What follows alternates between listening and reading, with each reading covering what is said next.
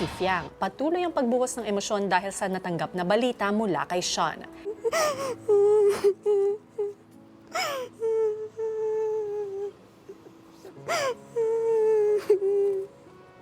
I'm gonna allow Fiang to feel it muna before saying any more words that might bother her kuya. Inisip ko naman po, according to what she said, I'd also feel like that po, kuya. So, it was hard po seeing Fiang so sad po, kuya, kaya I was just there po, beside Fiang po, kuya, comforting her. Tapos sabi niya, wala na daw sa kanya if wala lang, parang wala na sa kanya if maayos o hindi. Hindi ko alam. Sina JM, Colette at JP nag-alala rin para sa malapit na kaibigan. Ang dami niya sinasabing positive na sa lalaki. Gustong gusto niya. Biglang ganun ah. Bitaw, no? Kuya, pakitanggal na po yung mga videos po namin sa aking black up. Dahil mag-move on na po ako. Ayoko makita paglabas ko. Talagang dam na. Maya-maya, pinuntahan naman ni Fiang sina JM. Talaga ang buhay. Dapat ka nang masanay.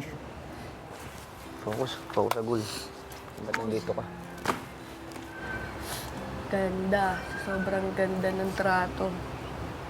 Ito, Sobrang ganda ng trato. Hindi ko na-expect na magagawa ito. Bilang matalik na kaibigan ho ni Fiang, sa pagkakakilala ko nga dun ho sa lalaki, sobrang positibo ho. Halos lahat ng positibong katangian ho na ibahagi ho sa akin ni Fiang. So hindi ko po ina-expect na magagawa ho yung ganung bagay. Kuya, nandito pa nung... Kaya Piang. Hindi rin naman natin pwede masgaan. Oo. Kasi hindi Baka ko nga... naman yung rason. Sabi ko naman, naiintindihan ko naman. Kasi nga, hindi naman basta-basta sumusuko nga yun lang. Walang dahilan. Pera muna, mangarap muna. Binigyan ka pa niya ng mas malinaw na daan. Makalipas ang ilang saglit, si Fiang pinili munang mapag-isa.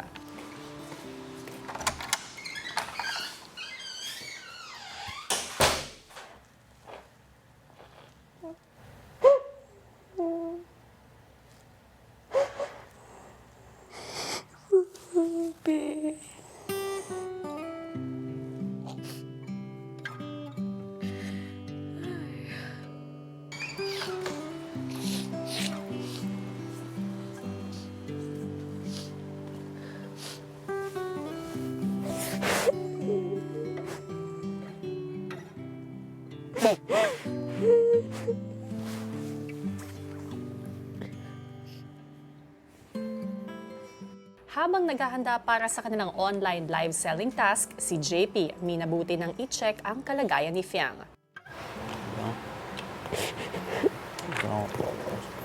Ano yung nakalagay sa'yo? Fiang kuya, grabe ngayon ko lang po nakita si Fiang ganung umiyak. Siyempre kuya, bilang kaibigan, ano lang po ako. Nalungkot lang po kasi nga, grabe nga pa yung gulgul ni Fiang kuya.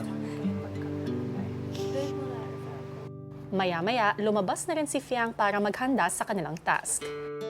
Tama nang iyak. May trabaho pa. Relax. May trabaho pa. Ano yung mangyari paglabas ko? Kakausapin ko ba siya? Kailangan. Sayang. Mahal na mahal ko pa naman si Bakla. Sige, paglabas. Oh, sayang ba? Ba't sayang? Mahal na mahal. Wow. Feeling ko babalik ako. Wala naman napigil sa'yo. Sure Gusto mo maging tangay, di pumalik ka. Okay lang. Charis, ano na ba? Basta. Ano mangyari? Mangyari. Pero ang ika nga, wala sa bukabularyo kung bumalik. Nang tila mahimasmasan, kay JP naman naglabas ng saloobin si Fiang. Hindi naman masakit yung panluloko niya. Niloko ka pa din ba? Balik talaga to. Mild lang yun. Niloko pa din. Bah. Siyempre, kakausapin ko muna. Parang kasalanan ko din. Hindi ka dapat maging one-sided dahil ako yung tropa mo. Oo, totoo nga. Pero kasi baka nga din dahil sa pagiging clingy ko at di siya sanay sa ganun din. Oo, totoo. Siyempre, lalaki pa din naman yun. May feelings. Valid Seloso. naman. So, Lalo't, kasalanan ko din. totoo. Pero lalo't yun nga, hindi nga nila alam yung nangyari dito sa loob. Although clingy ako. Kumbaga, ang point ko, kumbaga iba yung dating sa labas pag napapanood kasi. Oo. Dito, Dito kasi parang- compare dito sa loob. Ate kasi, Dito dito kasi lahat tropa naman ng tao talaga. clingy. Oo nga. Although valid yung nararamdaman niya palagi. Pero yun nga, mali ko din naman. Matapos ang kanilang online live selling task, Mag-usap naman kayo paglabas.